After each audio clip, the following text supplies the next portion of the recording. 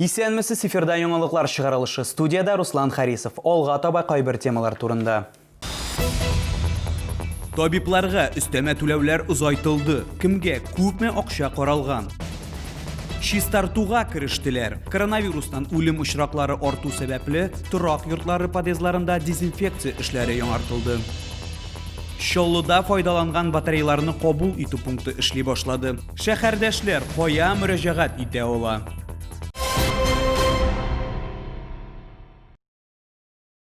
Узган тәүлектә Татарстанда яшәүче 36 кешедә COVID-19 диагнозы расланды. Чаллыда коронавирусның яңа очраклары теркәлмәде. Бу соңгы тәүлек эчендәге мәгълүматларны Республика оператив штабы хәбәр итте.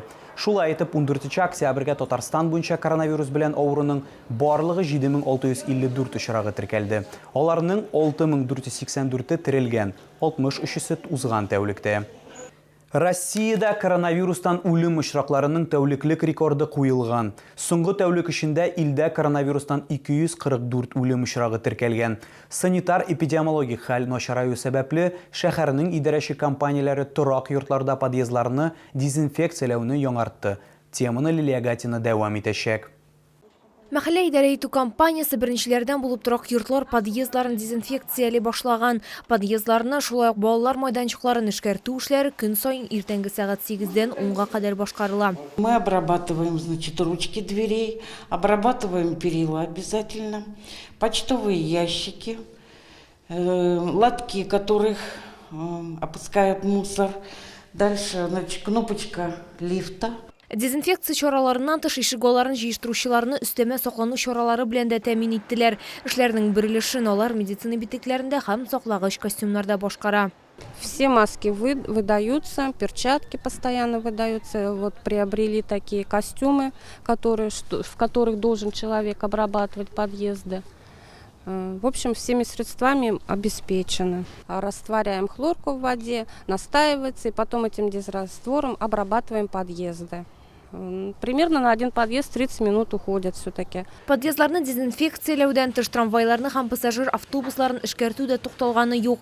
Көн саен соңгы тукталышларда транспорт чараларының кул тотынгычларын, тәрәзәләрен һәм утыргычларны дезинфекцияләү үткәрелә. Лилия Гатина, Нарсултанов, яңалыклар. Лесное күленә ярдәм кирәк. Яр буе паркындагы күл шәһәрдәшләребезнең яраткан ял итү урыны булып тора.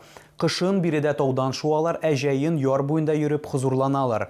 Әле берничә ел элек кенә күлдә кондузлар яшәгәндә су күбрәк, яр буе чистарак булган. Әмма бүген ул кыен хәлдә. Шуңа күрә чаллылар сулыкны чистартуга чыктылар. Су астында yüзү костюмы битлек һәм ластлар. Чаллы егете Ильяс дайвинг белән шөгыльләнә. Ул күлне чистарту операциясын башкарырга карар кыла. Шәһәрдәшебез чаллыларны әлеге чарага мөмкин кадәр күбрәк җәлеп итү өчен социаль челтәрләрдә пост язган. Под воду я постоянно погружаюсь, но с детства на этом озере провожу все время. И раньше оно и глубже было, и чище. Буквально лет 5 назад я нырял тоже с бобрами, даже повезло, поплавал. А сейчас оно обмелело на 25 сантиметров, вода мутная. Чистарту операциясында катнашырга теләүче төркем тиз җыелды. Активистлар күлдәге тәртипне саклау өчен дә беренче ел гына катнашмый икән инде. Шуңа да карамастан биредә чүп-чар бик күп. Сулыкның юл һәм парковкалардан ерак урнашуына да карамастан ел саен күл төбеннән тәгәрмәч калдыкларына кадәр табыла. Каждый год оно загрязняется, мы каждый год очищаем. Каждый год загрязняется, мы очищаем. Как-то так. Да, и покрышки есть, и всякие деревяхи. Бутылки, понятно уж, всякий такой мусор. Что там? Части автомобилей находятся. Кровать один раз нашли. Быел күлне чистартырга өлкәннәр һәм балалар да кушылды. Кайберәүләр бу эштә беренче тапкыр катнашты. Погода хорошая и инициатива очень даже правильная. Вот, поддерживаем, как можем. Сантиметров 30, наверное, 40. Все мутное, ил везде, он на ласты намотал. Как чистить озеро в таких условиях? Вслепую придется, не знаю, методом научного тыка. Активистлар күл төбеннән һәм яр буеннан җыелган барлык чүп-чарны якындагы чүп контейнерларына китерделәр. Елена Кириллова, Валерия Новожилова, Сергей Вильданов, яңалыклар. Машина йөртүчеләр игътибарына. Бүгеннән 15 октябрьгә кадәр иртәнге 8 сәгать 30 минуттан көндезге 12гә кадәр Тынычлык проспекты һәм автозавод урамнары киселешендә светофор сүндереләчәк. Моңа бәйле рәвештә машина йөртүчеләргә игътибарлы булырга киңәш ителә. Шоллыда батареялар кабул итү пункты эшли башлады. Шәһәрдәшләр файдаланылган батареяларны җиңүнең 40 еллыгы урамында 64-нче йорт адресы буенча урнашкан пунктта тапшыра ала. Калдыкларны эшкәртүгә Green төбәк операторы чыгарачак. Токның эшкәртелгән химик чыганаклары көнкүреш калдыкларының куркынычлыгы буенча 1-нче классына керә. Аларда терекөмеш, цинк, магний, никель, кадмий, кургаш бар. Бер батарея 10-15 квадрат метр мәйданда туфракны яки 400 литр суны пычрата ала. Моңа бәйле рәвештә әйләнә-тирә мөхитне пычратуга юл куймас өчен куркыныч калдыкларны утилләштерергә кирәк. Белешмәләр өчен телефонны экраннарда күрә аласыз.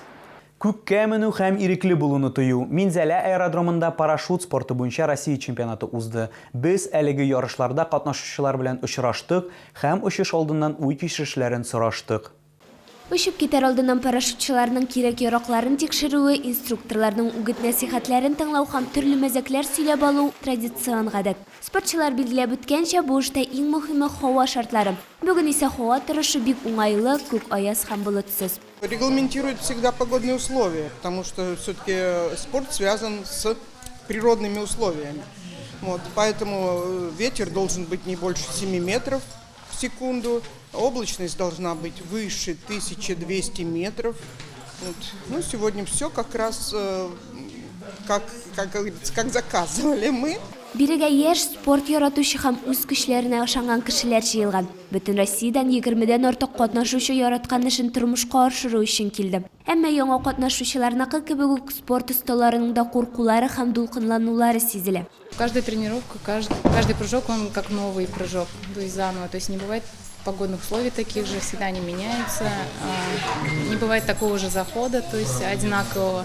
Это все время все разное, и, соответственно, конкурентная борьба, она как бы подстегивает. Участие в соревнованиях – это необходимый момент в жизни каждого спортсмена, мне кажется.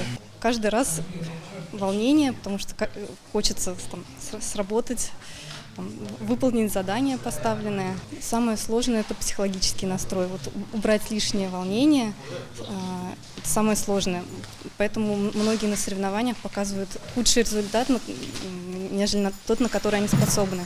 Кичәгенә спортчылар йөзү буенча нормативлар тапшырды һәм 3 километрлык кросста йөгерде. Ә инде бүген самолетларны 1200 метр биеклеккә күтәрде. Һәрберсе иң яхшысы исеме өчен көрәшә алды. Спортчылар һавада 3-4 минут булалар. Җиргә төшкәндә аларның төп бурычы иң беренче булып менә шушы түгәрәкнең үзәгенә эләгү һәм нуллы нәтиҗә алып. Нәкъ менә шул иң яхшысы дип санала. Ярышларда барлыгы 3 ир-ат һәм 3 хатын-кыз командасы катнашты. Алар арасында алтынны Пермь командасы алды. Һәммә спортчылар билгеләп үткәнчә, иң мөһиме медаль түгел, ә тулысынча ирекле булуыңны тою, хыялыңны чынга ашыру. Елена Кириллова, Диана Малярова, Сергей Вильданов, Яңалыклар. Бу сезгә җиткерәсе соңгы мәгълүматыбыз иде. Мин Руслан Харисов сезнең белән сау булашам. Исән имин булыгыз.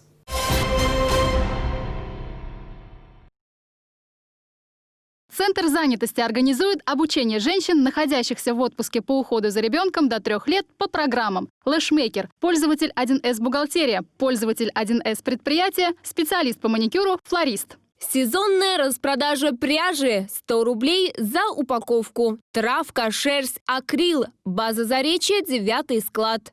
Скачай приложение такси aska.su. Настрой свой тариф.